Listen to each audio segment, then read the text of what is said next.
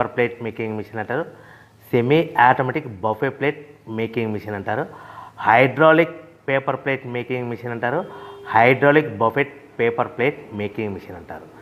So మనం ఈ machine కొనుక్కున్న తర్వాత దీనికి వచ్చే 1 HP మోటార్ని మనం ఇంటి కరెంటు మీటర్ కాకుండా దీనికి సపరేట్గా commercial category to single phase metre తీసుకోవడం వలన భవిష్యత్తులో ఎలక్ట్రిసిటీ డిపార్ట్మెంట్ నుంచి మీకు ఎలాంటి ప్రాబ్లమ్స్ ఉండవని మంచి సలహా ఇస్తున్నాను, పాటించవలసిందిగా కోరుతున్నాను. సో ఈ సెమీ ఆటోమేటిక్ హైడ్రాలిక్ సింగిల్ లై బఫే ప్లేట్ మేకింగ్ మిషన్లో కేవలము బఫే ప్లేట్లు మాత్రమే తయారు చేసుకోగలుగుతాము. ఈ మిషన్లో కేవలం మందం లావు దొడ్డు ప్లేట్ మాత్రం బఫే ప్లేట్ తయారు చేసుకోగలుగుతాము. సో ఈ మిషన్లో ఎలాంటి టిఫిన్ ప్లేట్లని, డోనా కప్పులని, ప్రసాదం కప్పులని, స్నాక్స్ ప్లేట్స్ అని, టీ కప్పులని తయారు చేసుకోలేమని మీకు అందరికీ సలహా ఇస్తున్నాను. సో ఈ బఫే ప్లేట్లు ఏ విధంగా తయారు చేసుకోవచ్చు అంటే కనుక మనకు రా మెటీరియల్ షీట్ ఇలా ఉంటుంది.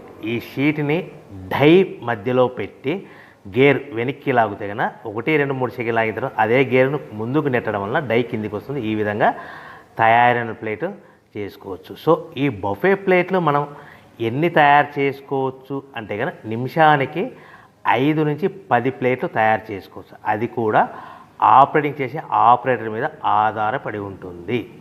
సో మనము ఈ బఫే ప్లేట్లు నిమిషానికి 5 నుంచి 10 ప్లేట్లు. మిషన్ కొన్న స్టార్టింగ్ కొత్తలో మనకి ఎలాంటి అనుభవం ఎక్స్పీరియన్స్ ఉండదు కాబట్టి 5 నుంచి 10 ప్లేట్లు. అదేవిధంగా ఒక 1 మంత్ లోపల బాగా ఎక్స్పీరియన్స్ వస్తే 10 నుంచి 15 ప్లేట్లు, 10 నుంచి 15 ప్లేట్లు, 10 to 15 ప్లేట్స్ తయారు చేసుకోవచ్చు. సో మనకు ఈ మిషన్లో రౌండ్ బఫే ప్లేట్ తయారు చేసుకోవచ్చని మీకు అందరికీ సలహా ఇస్తున్నాను. సో ఈ బఫే ప్లేట్లు మార్కెట్లో హెవీ డిమాండ్ ఉంటాయి. సో మనకు ఈ బఫే ప్లేట్లు ఈ విధంగా మనము నిమిషానికి ఆపరేటర్ మీద ఆధారపడి ఉంటుంది కాబట్టి నిమిషానికి 5 నుంచి 10 ప్లేట్లు పర్ డే 8 గంటల నుంచి 10 గంటలలో యావరేజ్గా 3000 నుంచి 5000 ప్లేట్లు తయారు చేసుకోవచ్చని మీకు అందరికీ సలహా ఇస్తున్నాను.